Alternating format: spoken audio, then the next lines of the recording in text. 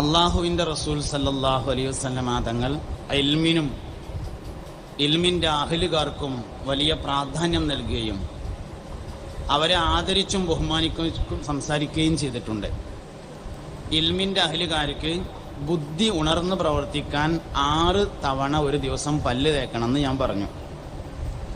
സാധാരണ ഒരു മനുഷ്യൻ 2 നേരം എന്തായാലും തേക്കണം. പഴയ കാലത്തെ അപേക്ഷിച്ച് പുതിയ കാലത്ത് വായക്ക് വാസനയുള്ളവർ കൂടുതലാണ്. ഉള്ള കാര്യം നമ്മൾ മറച്ചിട്ടൊരു കാര്യമില്ല. വായനാറ്റമുള്ളവർ പഴയ കാലത്തെ അപേക്ഷിച്ച് കൂടുതലാണ് എന്ന് പ്രത്യേകിച്ച് കല്യാണം കഴിഞ്ഞവർ മനസ്സിലാക്കണം. ഭാര്യമാരും ഭർത്താക്കന്മാരും പ്രത്യേകം മനസ്സിലാക്കണം.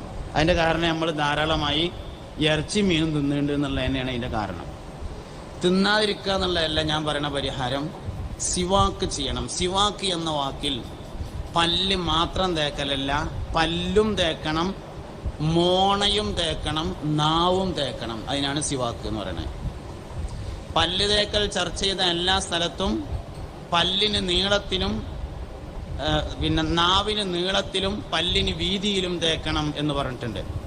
അതിൻ്റെ അർത്ഥം എന്താ? പല്ല് തേക്കുക എന്ന് പറഞ്ഞാൽ പല്ല് മാത്രമല്ല, ഊന് തേക്കണം, നാവും തേക്കണം. ആമാശയത്തിൽ നിന്ന് കയറി വരുന്ന 200-ൽ പരം ഇനം ഉഷ്ണജീവികൾ നാവിൽ തങ്ങി നിൽക്കും. നമ്മളെ നാവിൻ്റെ ഒറിജിനൽ കളർ ചുവപ്പാണ്. നമ്മൾ എന്ത് പറഞ്ഞിട്ടും കാര്യമില്ല. അല്ലാന്ന് വാദിച്ചിട്ട് കാര്യമില്ല. നാവിൻ്റെ ഒറിജിനൽ കളർ ചുവപ്പാണ്. പിന്നെ നാവുമ്മ കാണുന്ന മഞ്ഞക്കളറും വെള്ളക്കളറും എന്താ സാധനം? ആമാശയത്തിൽ നിന്ന്, കിഡ്നിയിൽ നിന്ന്, മലാശയത്തിൽ നിന്ന്, മൂത്രാശയത്തിൽ നിന്ന്, ശുക്ലാശയത്തിൽ നിന്ന്, ഇങ്ങനെയുള്ള വയറിനുള്ളിലെ ഇന്റേണൽ ഓർഗൻസിൽ നിന്ന് കയറി വരുന്ന ഉഷ്ണജീവികൾ തങ്ങി നിൽക്കുന്നതാണ് നാവിൽ കാണുന്ന കളറ്.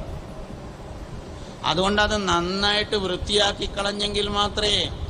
വായനാറ്റത്തിന്റെ പ്രധാന കാരണം പല്ലല്ല, വായനാറ്റത്തിന്റെ പ്രധാന കാരണം നാവാണ്. നാവ് ക്ലിയറാക്കിയില്ലെങ്കിൽ വായനാറ്റം ഉണ്ടാവും.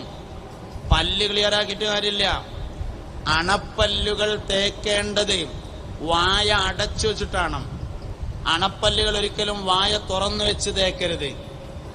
അണപ്പല്ല് വൃത്തിയാക്കാൻ വായ അടച്ചു വെച്ച് തേച്ചെങ്കിൽ മാത്രമേ അതിൻ്റെ ഉള്ളിലേക്ക് മുഴുവനും ബ്രഷിന്റെ പല്ലുകൾ എത്തിച്ചേരുകയുള്ളൂ.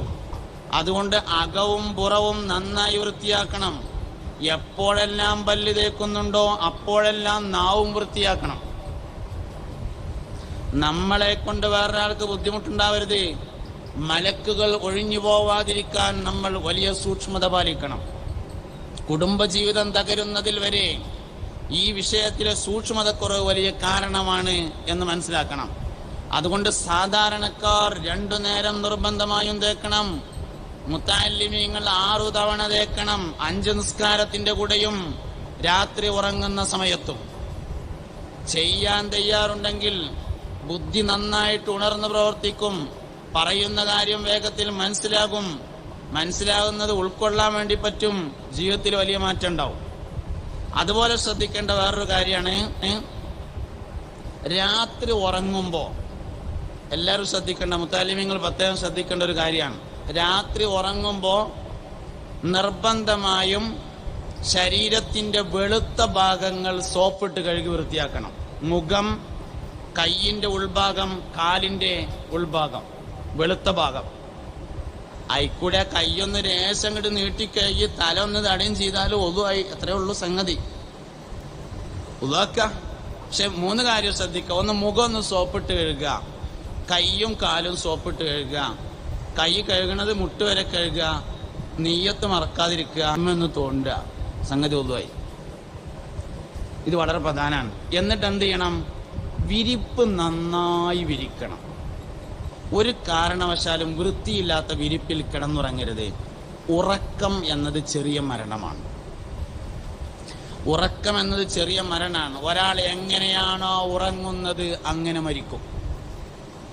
അതുകൊണ്ട് നല്ല വൃത്തിയുള്ള സ്ഥലത്ത് വിരിപ്പ് മനോഹരമായി വിരിച്ചതിന് ശേഷം മടക്കില്ലാതെ വിരിക്കണം. വിരിപ്പിൽ വരുന്ന മടക്കുകളാണ് രാവിലെ എഴുന്നേൽക്കുമ്പോൾ ശരീരവേദനയുടെ കാരണം. അതുകൊണ്ട് വിരിപ്പ് നന്നായിട്ട് വിരിക്കണം. നേരത്തെ വിരിച്ചു വച്ചിരുന്നതാണെങ്കിൽ എടുത്ത് 3 പ്രാവശ്യം കൊടയണം, അതിനുശേഷം വിരിക്കണം. ശരീരവേദന മാറാൻ നിങ്ങൾ ഇന്ന് തന്നെ ഞാൻ ഈ പറഞ്ഞൊന്ന് പരിശോധിച്ച് നോക്കുകയാണ്. ഈ പ്രായമായ ആൾക്കാർക്കും പറ്റും. കിടക്കാൻ ചെല്ലുമ്പോൾ വിരിപ്പെടുത്ത് 3 തവണ കൊടയാ, എന്നിട്ട് മടക്കില്ലാതെ നന്നായിട്ട് നിവർത്തി വിരിക്കുക. എന്നിട്ട് കട്ടിലുമ ചെന്നിരിക്കണം. തോനൊന്നും വേണ്ട. ഒരു ഫാത്തിഹ, ഒരു ഖുൽ ഹുവല്ലാഹു അഹദ്, ഒരു ഖുൽ അഊദു ബിറബ്ബിൽ ഫലക്ക്, ഒരു ഖുൽ അഊദു ബിറബ്ബിൻ നാസ് ഓതുക. കയ്യിൽ ഊതുക. തല മുതൽ കാല് വരെ ഒന്നിച്ചൊന്ന് തടവുക. ഒരു ഖുൽ ഹുവല്ലാഹു അഹദും കൂടി ഓതുക. ഖുൽ അഊദു ബിറബ്ബിൽ ഫലക്ക് ഓതുക, ഖുൽ അഊദു ബിറബ്ബിൻ നാസ് ഓതുക. തല മുതൽ കാല് വരെ ഒന്നിച്ച് തടവുക. ഒരു പ്രാവശ്യം കൂടിയും ഖുൽ ഹുവല്ലാഹു അഹദ് ഓതുക, ഖുൽ അഊദു ബിറബ്ബിൽ ഫലക്ക് ഓതുക, ഖുൽ അഊദു ബിറബ്ബിൻ നാസ് ഓതുക. തല മുതൽ കാല് വരെ ഒന്നിച്ച് തടവുക. ഒരായത്തുൽ കുർസി ഓതുക. ബിസ്മിക റബ്ബി വദഅതു ജംബി എന്ന ദിക്ർ അറിയണോർ അത് ചെല്ലുക, അല്ലാത്തൊരു ബിസ്മില്ലാഹിർ റഹ്മാനിർ റഹീം ചെല്ലുക. വലത് ഭാഗത്തേക്ക് ചെരിഞ്ഞു കിടക്കുക. ലാ ഇലാഹ ഇല്ലല്ലാഹ് എന്ന് ചൊല്ലിയിട്ട് സുഖമായി ഉറങ്ങുക. എന്താ എത്ര ഉറങ്ങിയിട്ട് നമുക്ക് പൂതിരാത്തത്? ഉറക്കത്തിന്റെ നിയമം പാലിക്കാത്തതുകൊണ്ടാണ്. നിയമം പാലിക്കാതെ ഏത് കാര്യം ചെയ്താലും മനസ്സിന് റാഹത്തിട്ടൂല. വണ്ടി ഇങ്ങനെ പോകേണ്ടതിന് പകരം പോലീസിലൊക്കെ നോക്കുന്നുണ്ടോ നോക്കിയിട്ട് അങ്ങനെ പോയാൽ എന്തായാലും മനസ്സിന് റാഹത്തുണ്ടാവില്ല. നിയമം പാലിച്ചില്ലെങ്കിൽ മനസ്സിന് റാഹത്ത് നഷ്ടപ്പെടും. അതുകൊണ്ട് നിർബന്ധമായും ഉറങ്ങുമ്പോൾ ഈ കാര്യം സൂക്ഷിച്ചാൽ രാവിലെ എഴുന്നേറ്റ ഉടനെ വിരിപ്പ് മടക്കുക. പഴയമാതിരി വിരിപ്പ് പഴയതുപോലെ വിരിക്കുക. പുതപ്പ് മടക്കിയിട്ട് തലയുടെ മേലെങ്ങനെ ഉഷാറായിട്ട് വെച്ചാൽ ആ ഹോസ്റ്റലിലേക്ക് ആര് കയറി വന്നാലും ആരാ ഇവിടുത്തെ മാനേജറും ചോദിക്കും. വിരിപ്പ് വൃത്തിയായി വിരിക്കുകയും പുതപ്പ് മടക്കി വെക്കുകയും ചെയ്താൽ ഏറ്റവും വൃത്തിയുള്ള ഹോസ്റ്റലായി നമ്മൾ താമസിക്കുന്ന ഹോസ്റ്റലിനെ മാറ്റാം. അത് മാത്രം ചെയ്താൽ മതി. ചെറിയ കാര്യങ്ങളെ കൊണ്ട് വലിയ നേട്ടം ഉണ്ടാക്കാം. അതുകൊണ്ട് വലിയ കാര്യത്തിൽ നമ്മളൊക്കെ സൂക്ഷ്മത ഉള്ളവരാണ്, ആരും സൂക്ഷിക്കാത്തവരല്ല. 10,000 രൂപ കള്ളനും സൂക്ഷിക്കും. 10 പൈസ സൂക്ഷിക്കാൻ ഏറ്റവും വലിയ മുത്തഖിയായിരിക്കണമെന്നാണ്. ചെറിയ കാര്യങ്ങളിൽ വലിയ സൂക്ഷ്മതയുള്ളവരായി ജീവിക്കാൻ നമുക്ക് കഴിയുക എന്നത് പ്രധാനപ്പെട്ട ഒരു കാര്യമാണ്. പഠിക്കണം, നല്ലോണം പഠിക്കണം, നന്നായി പഠിക്കണം. ഉള്ളതനുസരിച്ച് അമൽ ചെയ്താൽ കൂടുതലായി അവനിലേക്ക് വന്നുകൊണ്ടിരിക്കും. വിവരം 2 തരത്തിലുണ്ട് എന്നാണ്. ഒന്ന് അധ്വാനിച്ചുണ്ടാക്കുന്ന വിവരം, അതിന് കസ്ബിയായ ഇൽമ് എന്നാണ് പറയാം. രണ്ടാമത്തൊന്നുണ്ട് വഹബിയായ ഇൽമ് എന്ന് പറഞ്ഞാൽ അള്ളാഹുവിങ്കിൽ നിന്ന് ഓശാരമായി ലഭിക്കുന്ന വിജ്ഞാനത്തിനാണ് വഹബിയായ ഇൽമ് എന്ന് പറയാം. കസ്ബിയായ ഇൽമ് എന്ന് പറഞ്ഞാൽ അതിന്റെ പിന്നിലൊരു അധ്വാനം ഉണ്ട്. ഇപ്പൊ പല സ്ഥലത്തുനിന്നും നിങ്ങളെല്ലാവരും വന്നു, നിങ്ങളിവിടെ ഇങ്ങനെ ഇരിക്കുന്നു, സയ്യിദന്മാര് ആലിമീങ്ങൾ പ്രസംഗിക്കുന്നു, കേൾക്കുന്നു, നമ്മൾ മനസ്സിലാക്കുന്നു. അതിന്റെ പിന്നിലൊരു അധ്വാനമുണ്ട്. ഇതിനാണ് കസ്ബിയായ ഇൽമ് എന്ന് പറയുന്നത്. വഹബിയായ ഇൽമ് എന്ന് പറഞ്ഞാൽ അതിന്റെ പിന്നിൽ അധ്വാനമില്ലാതെ ലഭിക്കുന്നു. കസ്ബിയായ ഇൽമിൽ തെറ്റുപറ്റും, വഹബിയായ ഇൽമ് തെറ്റൂല. കസ്ബിയായ ഇൽമിൽ തെറ്റുപറ്റും, അധ്വാനിച്ചുണ്ടാക്കുന്ന വിവരം തെറ്റും. എന്താ കാരണം? പഠിപ്പിക്കുന്നവന് തെറ്റിയാൽ പഠിക്കുന്നവന് തെറ്റും. പഠിപ്പിക്കുന്ന ആൾക്ക് തെറ്റി, എന്നാൽ പഠിച്ചവൻ എന്തായാലും തെറ്റും, ഉറപ്പാണ്. വഹബിയായ ഇൽമ് തെറ്റൂല. എന്തുകൊണ്ട്? അതിൽ പഠിപ്പിക്കുന്ന ആളുണ്ടാവൂല എന്നുള്ളത് കൊണ്ടാണ് തെറ്റാത്തതിന്റെ കാരണം. വഹബിയായ ഇൽമാർക്കാ കിട്ടുക? ഉള്ള ഇൽമ കൊണ്ട് അമൽ ചെയ്യുമ്പോൾ വന്നു ചേരുന്ന വിവരങ്ങൾക്കാണ് വഹബിയായ വിജ്ഞാനം എന്ന് പറയുന്നത്. ഉള്ള ഇൽമ കൊണ്ട് അമൽ ചെയ്യാൻ തയ്യാറാവണം. നാഫിയായ ഇൽമ്, ളാറായ ഇൽമ് എന്ന് പറഞ്ഞിട്ട് ഇൽമ് 2 എണ്ണല്ല, ആളാണ് 2 എണ്ണം. നാഫിയായ ഇൽമാണ് ചിലത് എന്ന് പറയും, ചിലത് ളാറായ ഇൽമാണ് എന്ന് പറയും. അങ്ങനെ 2 എണ്ണല്ല. നാഫിയായ മനുഷ്യനും ളാറായ മനുഷ്യനാണ്. ഉപദ്രവകാരിയായ മനുഷ്യൻ ഏത് പഠിച്ചാലും കുഴപ്പം തന്നെയാണ്. ഉപദ്രവകാരിയായ മനുഷ്യൻ ഖുർആൻ പഠിച്ചു, അല്ലെങ്കിൽ ഖുർആൻ പരിഭാഷ പഠിച്ചു, എന്നാലും കുഴപ്പം തന്നെ ഉണ്ടാവുക. സിഹിർ ബാധിച്ചാൽ അടയാളമുണ്ട് എന്നാണ്. കണ്ണിൻ്റെ ചുറ്റുഭാഗത്തും കറുത്ത അടയാളം പ്രത്യക്ഷപ്പെടുമെന്നാണ്. സിഹിർ ബാധിച്ചാൽ എല്ലാ സംഗതിക്കും അടയാളമുണ്ട്. അടയാളം ഇല്ലാത്തൊരു പരിപാടിയില്ല തന്നെ. അപ്പം എന്ത് ചെയ്യണം? ഈമാനിൻ്റെ അടയാളങ്ങളെ സൂക്ഷിക്കണം. 70 ചില്ലാനം കാര്യങ്ങൾ ഈമാനുമ ബന്ധിച്ചിട്ടുണ്ട്. മൻ തസവ്വജ ബിംറഅത്തിൻ ഫഖദ് ഇസ്തക്മല നിസ്ഫദ്ദീൻ. ആരെങ്കിലും ഒരു പെണ്ണിനെ കല്യാണം കഴിച്ചാൽ അവൻ ദീനിൻ്റെ പകുതിയെ പൂർത്തിയാക്കി. കല്യാണം ഈമാൻ്റെ ഭാഗമാണ്. പക്ഷെ നമ്മൾ ആരെങ്കിലും കല്യാണത്തിന് ഈമാൻ്റെ ഭാഗമാണെന്ന് കരുതിയിട്ട് പോകലുണ്ടോ? ചെന്നില്ലെങ്കിൽ ഇപ്പം അബ്ദുറഹ്മാൻ എന്താ തോന്നുകയെന്ന് കരുതിയിട്ടല്ലേ പോകല്. ചെന്നില്ലെങ്കിൽ റഹ്മാൻ എന്താ തോന്നുകയെന്ന് കരുതിയിട്ട് പോകില്ല. അബ്ദുറഹ്മാൻ എന്താ തോന്നുകയെന്ന് നമ്മൾ വിചാരിക്കണേ. സത്യത്തിൽ വിചാരിക്കേണ്ടത് എന്താണ്? പടച്ചോനെ, അവിടെ നിക്കാഹുണ്ട് റബ്ബേ, ദീനിൻ്റെ 2/3 പൂർത്തിയാക്കുന്ന ഇബാദത്താണ്. ഓനാണെങ്കിൽ പറയും ചെയ്തിട്ടുണ്ട്, എനിക്കാണെങ്കിൽ പോകാൻ നേരമുണ്ട്. എന്നിട്ട് ദീനിൻ്റെ 2/3 പൂർത്തിയാക്കുന്ന ഇബാദത്ത് നടക്കുന്നിടത്തേക്കൊന്നും പോയില്ലെങ്കിൽ അള്ളാഹ് അനക്കെന്താ തോന്നുക, ഞാൻ പോട്ടെ എന്നാണ് ചിന്തിക്കേണ്ടത് ശരിക്ക്. അതും നമ്മൾ അബ്ദുറഹ്മാനും അബ്ദുൽ ഗഫൂറിനും ആക്കി മാറ്റി. അള്ളാഹുവിന് വേണ്ടി ചെയ്യേണ്ട ഇബാദത്തുകളൊക്കെ നമ്മൾ ആൾക്കാർക്ക് വേണ്ടിയിട്ടാണ് ചെയ്യണത്. ഇപ്പോൾ നിലവിൽ ശരിക്കും വേണ്ടത് ജനങ്ങൾക്ക് വേണ്ടി ചെയ്യുന്ന പ്രവർത്തനം പോലും അള്ളാഹുവിന് വേണ്ടി ആക്കി മാറ്റിയാണ് വേണ്ടിയിരുന്നത്. അതിന് പകരം അള്ളാഹുവിന് വേണ്ടി ചെയ്യേണ്ട പ്രവർത്തനങ്ങളും ജനങ്ങൾക്ക് വേണ്ടി ആക്കി മാറ്റുകയാണ് നമ്മൾ ചെയ്തുകൊണ്ടിരിക്കുന്നത്. നിക്കാഹ് എന്ന് പറഞ്ഞത് വളരെ പവിത്രമായൊരു ഇബാദത്താണ്.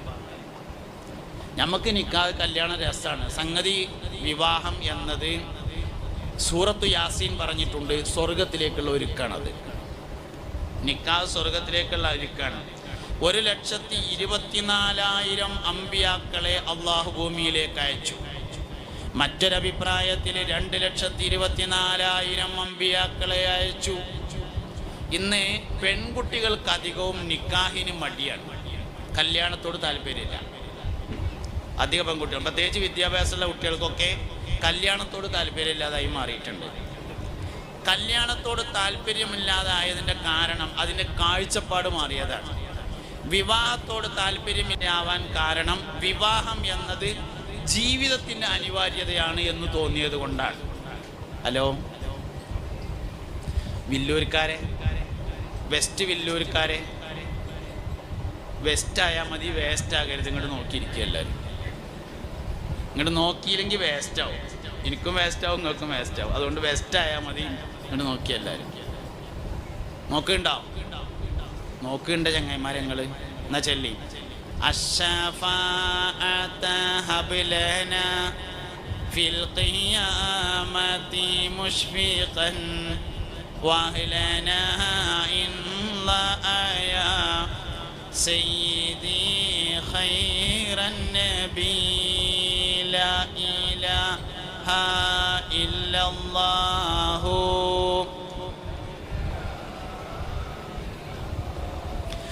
لا إله إلا الله محمد رسول الله. നിക്കാഹിനോട്, വിവാഹത്തോട് അധികവും പെൺകുട്ടികൾക്ക് താല്പര്യം കുറഞ്ഞു വരുന്നുണ്ടെന്ന്. അതിൻ്റെ ഒരു കാരണം വിവാഹവുമായി ബന്ധപ്പെട്ട കാഴ്ചപ്പാട് മാറിയതാണ്. വിവാഹം എന്നത് അനിവാര്യതയാണ് ജീവിതത്തിന് എന്ന് മനസ്സിലാക്കിയതാണ് പ്രശ്നം. ജീവിക്കാൻ വിവാഹം അനിവാര്യമല്ല. അങ്ങനെയാണ്, അതുകൊണ്ട് കല്യാണം എന്നാണ് നമ്മൾ വിചാരിച്ചത്. ജീവിക്കാൻ വിവാഹം ഒന്നും അനിവാര്യമല്ല. തീരെ വിവാഹിതരായ ആളുകളും ജീവിച്ചിട്ടുണ്ട്. ഈസ നബി അലൈഹി സ്വലാം കല്യാണം കഴിച്ചിട്ടില്ലല്ലോ. ബഹുമാനപ്പെട്ട സയ്യിദത്തുനാ നഫീസത്തുൽ മിസ്രിയ റളിയല്ലാഹു അൻഹ ജീവിച്ചിട്ടില്ലേ? ബഹുമാനപ്പെട്ട സയ്യിദത്തുനാ റാബിയത്തുൽ അദവിയ്യ റളിയല്ലാഹു അൻഹ ജീവിച്ചിട്ടില്ലേ? മഹാനായ സയ്യിദുനാ ഉവൈസുൽ ഖറനി റളിയല്ലാഹു അൻഹു ജീവിച്ചിട്ടില്ലേ? ജീവിക്കാൻ വിവാഹം അനിവാര്യമല്ല. പിന്നെന്തിനാ വിവാഹം? ഇസ്ലാമിലെ വിവാഹത്തിൻ്റെ കാഴ്ചപ്പാട് ജീവിക്കാനല്ല. ശരിക്കും സ്വർഗത്തിൽ എല്ലാവരും ആണും പെണ്ണുമാണെന്ന് സൂറത്തു യാസീൻ പറഞ്ഞിട്ടുണ്ട്. ഹും വ അസ്വാജുഹും ഫീ ളിലാലിൻ അലൽ അറായികി മുത്തഖിഊൻ. ലഹും ഫിഹാ ഫാകിഹത്തുൻ വലഹും മാ യദ്ദഊൻ സലാമുൻ ഖൗലൻ മിർ റബ്ബിർ റഹീം. ഹും അവരും വഅസ്വാജുഹും അവരുടെ ഇണകളും ഫീ ദിലാലിൻ മരത്തിന്റെ ചോട്ടില് അലൽ അറായികി അരീക്കത്തി എന്ന കട്ടിലിന്മേൽ മുത്തഖിഊന ചാരിയിരിക്കുന്നതാണ്. ലഹും അവർക്കുണ്ട് ഫിയാദിൽ ഫാകിഹത്തുൻ പഴങ്ങള് വലഹും മാ യദ്ദഊൻ അവർ ആവശ്യപ്പെടുന്നതെന്തും. കല്യാണം ശരിക്കും സ്വർഗത്തേക്കുള്ളതാണ്. ആദ്യത്തെ കല്യാണം നടത്തിയത് അബുൽ ബശറായ ആദം അലൈഹിസ്സലാമാണ്. ആദ്യത്തെ പുതിയാപ്ല സ്വർഗത്തിൽ നിന്നാണ്. ആദ്യത്തെ പുതിയണ്ണ് ഉമ്മനയായ ഹവ്വാ ബീവി റളിയല്ലാഹു അൻഹയായിരുന്നു, സ്വർഗത്തിലാണ്. അവസാനത്തെ കല്യാണവും സ്വർഗത്തിലാണ്. മുത്തുനബിയുടെ തൃക്കല്യാണം മറിയം ബീവിയെ കല്യാണം കഴിക്കും. അവസാനത്തെ കല്യാണവും സ്വർഗത്തിനാണ്. ത്വാഹ തങ്ങളെ തൃക്കല്യാണത്തിന് തോരണങ്ങളെ തൂക്കുമ്പോൾ തന്നിന്നാം പാടി താളത്തിലാടും മേളത്തിൽ എങ്ങളെ ചേർക്കല്ല അമീൻ. അള്ളാഹു നമ്മളെ ചേർക്കട്ടെ. സ്വർഗത്തിലെ ഏറ്റവും പ്രധാനപ്പെട്ട ആഘോഷം നബിതങ്ങളുടെ കല്യാണമാണ്. കല്യാണം സ്വർഗത്തിലേക്കുള്ളതാണ്. ഇവിടത്തെ അതേ ഭാര്യ തന്നെയാണ് സ്വർഗത്തിലെ, ഇവിടത്തെ അതേ ഭർത്താവ് തന്നെയാണ് സ്വർഗത്തിലെ. സത്യത്തിൽ കല്യാണം, വിവാഹം എന്നത് സ്വർഗത്തിലേക്കുള്ള ഒരുക്കമാണ്. വൈവാഹിക ജീവിതത്തിലെ എല്ലാ സന്തോഷങ്ങൾക്കും കൂലിയുണ്ട്, എല്ലാ പ്രയാസങ്ങൾക്കും കൂലിയുണ്ട്. എല്ലാം സ്വർഗത്തിലാണ്. മൻ തവ്വജ ലില്ലാഹി തവ്വജ മൻ തസവ്വജ ലില്ലാഹി തവ്വജ അല്ലാഹു ലഹു താജൽ മലികി ഹബീബുനാ റസൂലുള്ളാഹി. ആരെങ്കിലും അല്ലാഹുവിന് വേണ്ടി കല്യാണം കഴിച്ചാൽ നാളെ മഹ്ശറയിൽ വരുന്ന സമയത്ത് അവന് രാജാവിന് നൽകപ്പെടുന്നത് പോലെയുള്ള കിരീടം ധരിപ്പിക്കപ്പെടുന്നതാണെന്ന് അഷ്റഫുൽ വറാ ഹബീബുനാ റസൂലുള്ളാഹി സല്ലല്ലാഹു അലൈഹി വസല്ലമ തങ്ങൾ പറഞ്ഞിട്ടുണ്ട്. അതുകൊണ്ട് വിവാഹം ഒരിക്കലും ദുനിയാവിലേക്കുള്ളതല്ല, വിവാഹം സ്വർഗത്തിലേക്കുള്ളതാണ്. ഈ കാഴ്ചപ്പാട് പോയാൽ കല്യാണം ഒരു ഭാരമായിട്ട് മാറും. കാഴ്ചപ്പാട് മാറിയാലാണ് വിവാഹം ഭാരമാകുന്നത്. അതുകൊണ്ട് ഒരിക്കലും ഇസ്ലാം ദീൻ അവതരിപ്പിക്കുന്ന വിവാഹം എന്ന കാഴ്ചപ്പാട് ദുനിയാവിലേക്കുള്ളതല്ല, അത് ആഖിറത്തിലേക്കുള്ളതാണ്, സ്വർഗത്തിലേക്കുള്ളതാണ്. വിവാഹവുമായി ബന്ധപ്പെട്ട ഏത് കാര്യത്തിനും കൂലി സ്വർഗത്തിലാണ് പറഞ്ഞിട്ടുള്ളത്. ഒരു പെണ്ണ് ഒരിക്കൽ ഗർഭിണിയായി പ്രസവിച്ചാൽ അവൾക്ക് 100 ഷഹീദിന്റെ കൂലി നൽകപ്പെടുമെന്നാണ്. ഒരു ഷഹീദ് എന്നൊക്കെ പറഞ്ഞാൽ എത്രയെന്ന് അറിയങ്ങള്? സയ്യിദു ശുഹദാ എന്ന പേരിൽ അറിയപ്പെടുന്ന ആള് ഹംസ റളിയല്ലാഹു അൻഹു ആണ്. ഉഹുദ് യുദ്ധത്തിൽ ഹംസ റളിയല്ലാഹു അൻഹുവിനെ വഹ്ശി കൊന്നിട്ട് നെഞ്ചത്ത് കയറിയിരുന്ന് നെഞ്ച് കുത്തിക്കീറിയിട്ട് അതിൽ നിന്ന് കരള് വലിച്ച് പുറത്തേക്കെടുത്ത് വായിലിട്ട് ചവച്ചു തുപ്പി. അതൊക്കെയാണ് ഷഹീദ് പറഞ്ഞാല്. ഹുബൈബ് റളിയല്ലാഹു അൻഹുവിനെ കഴുകുമരത്തിൽ കയറ്റിയിട്ട് 4 ഭാഗത്തു നിന്നും അമ്പെയ്തിട്ട് ശരീരം അരിപ്പ പോലെ തൂങ്ങിക്കിടന്നു. ഇതൊക്കെയാണ് ശ്വാതാക്കന്മാര്. അങ്ങനത്തെ 100 ഷഹീദിന്റെ കൂലി ഒരിക്കൽ ഗർഭിണിയായി പ്രസവിച്ചാൽ അവൾക്ക് നൽകപ്പെടുന്നതാണ്. അതുകൊണ്ട് വിവാഹവുമായി ബന്ധപ്പെട്ട കാഴ്ചപ്പാട് മാറിയാൽ താല്പര്യം കുറയും. കാഴ്ചപ്പാട് ശരിയാണോ, എന്നാ പിന്നെ കുറച്ചൊക്കെ ബുദ്ധിമുട്ടുണ്ടെങ്കിലും കുഴപ്പമില്ല എന്ന് തോന്നും. ബുദ്ധിമുട്ടില്ലാതെ എന്താ കിട്ടുക? ഗൾഫ് പോകാതെ പൈസ കിട്ടും. ഗൾഫിൽ നിന്ന് എല്ലാവർക്കും പൈസ ഇങ്ങനെ നൂലുമ്മ വരുന്നുണ്ട്, നിങ്ങൾ കേട്ടുക്കണോ? ഇല്ല, അത് പോയിട്ട് അധ്വാനിച്ചാൽ തന്നെ കിട്ടുള്ളൂ. ബുദ്ധിമുട്ടില്ലാതെ എന്താ കിട്ടുക? 100 ഷഹീദിന്റെ കൂലിയാണ് കിട്ടുന്നുണ്ടെങ്കിൽ അതിനുള്ള ബുദ്ധിമുട്ടും ഉണ്ടാവും. ഉറപ്പന്നല്ലേ? 100 ഷഹീദിന്റെ കൂലിയാണ് ഒരിക്കൽ ഗർഭിണിയായി പ്രസവിച്ചാലുള്ളത്. അങ്ങനെ ഓരോ കാര്യങ്ങൾക്കും ഒന്നും തന്നെയാണ്. ഒരാൾ തൻ്റെ ഭാര്യയുമായി ഇണചേർന്നാൽ അവൻ്റെ ചെറുദോഷങ്ങൾ പൊറുക്കപ്പെടും. ഒക്കെ സ്വർഗത്തുക്കുള്ള ഒരുക്കാണ് ശരിക്കത്, സ്വർഗത്തുക്കുള്ള ഒരുക്കാം. പക്ഷെ നമ്മളതിനും ഗാനമേള നടത്തിയതിനിപ്പോൾ അള്ളാഹുത്തല എന്ത് കാട്ടാനാ? സംഗതി സ്വർഗത്തുക്കുള്ള ഒരുക്കാണ്. അവിടെ ചെന്നിട്ട് ഗാനമേള. ഇവിടുന്ന് അത് നല്ല വട്ടത്തിൽ വെള്ളിയാഴ്ച രാവിലെ പള്ളിക്ക് വെച്ചിട്ട് സയ്യിദന്മാർ, ഉസ്താദന്മാർ, സാദാത്യങ്ങൾ, നേതാക്കന്മാർ, കാരണന്മാരൊക്കെ സാന്നിധ്യത്തിൽ ഭംഗിയാക്കി ഉഷാറാക്കി അത്യാവശ്യം വേണ്ടപ്പെട്ടവരൊക്കെ അറിയിച്ച് നല്ല ഭക്ഷണമൊക്കെ ഉണ്ടാക്കി അങ്ങനെ തന്നെ ഭക്ഷണം ഉണ്ടാക്കുന്നിടത്തൊന്നും പിശുക്കണം എന്ന് എനിക്ക് അഭിപ്രായമില്ല. പൈസ ഉള്ള ആളുകൾ അവരുടെ വകയായുള്ള നല്ല ഭക്ഷണങ്ങൾ സാമ്പത്തികമായി പ്രയാസമുള്ള ആൾക്കാർ ആ പേരിൽ തിന്നോട്ടെ എന്ന അഭിപ്രായമാണ് എനിക്കുള്ളത്. അത് ബിസ്ക്കറ്റും ചായ ആക്കേണ്ട ആവശ്യമൊന്നുമില്ല. എൻ്റെ അഭിപ്രായമാണ്. നിങ്ങൾക്ക് നിങ്ങളെ അഭിപ്രായം പോലെ ചെയ്യട്ടോ. എന്നാൽ വേറുള്ളവർക്കൊക്കെ പൈസ ചിലവാക്കുന്നുണ്ട്. നിക്കാവിൻ്റെ അവിടെ ചെന്നുമ്പോൾ പൈസ ചുരുക്കാന്നും പറഞ്ഞങ്ങാണ്ട് ബിസ്ക്കറ്റും ചായയും. അത് നല്ല നിലക്കൊരു മട്ടത്തിൽ ആർഭാടം വേണ്ട, ധൂർത്തും വേണ്ട. ആവശ്യത്തിന് ഭക്ഷണം കൊടുക്കലോ വിരുന്നുകാരെ ഇക്രാം ചെയ്യലോ ഒരിക്കലും ധൂർത്തൊന്നല്ല. അപ്പം അതൊരു മര്യാദക്കുള്ള ഭക്ഷണമൊക്കെ ഉണ്ടാക്കിയിട്ട് ഓൻ്റെ അടുത്ത് സാമ്പത്തികം ഉണ്ട്, ആൾക്കാർ നല്ലത് തിന്നോട്ടെ, എന്താ അതിന് കുഴപ്പം. കൊണ്ടുപോയി കൊട്ടാൻ പാടില്ല, അത് ധൂർത്താവും. കുറച്ച് കുറേ ഉണ്ടാക്കിയാണ്ട് ആൾക്കാരെ കാണിച്ചിട്ട് ഒരു തലക്കൊന്നും ഇങ്ങനെ എടുത്തു നോക്കിയാണ്ട് ബാക്കി കൊണ്ടുപോയി കൊട്ടി അങ്ങനെയൊന്നും ചെയ്യാൻ പാടില്ല എന്ന് മാത്രം. നല്ല ഭക്ഷണം ഉണ്ടാക്കണതിനോ കൊഴുക്കുന്നതിനൊന്നും ഒരു കുഴപ്പമില്ല. കാരണം അവൻ സ്വർഗത്തിലേക്കുള്ള ഒരുക്കഒരുങ്ങാണ്. അപ്പം അതിനനുസരിച്ചുള്ള ഭക്ഷണം കാര്യങ്ങളൊക്കെ ഉണ്ടാക്കി ആളുകൾക്ക് നല്ല കൊടുത്തു. അതിനൊന്നും ഒരു വിരോധമില്ല. എന്തായാലും അത് സ്വർഗത്തിലേക്കുള്ള ഒരുക്കാണ് വിവാഹം.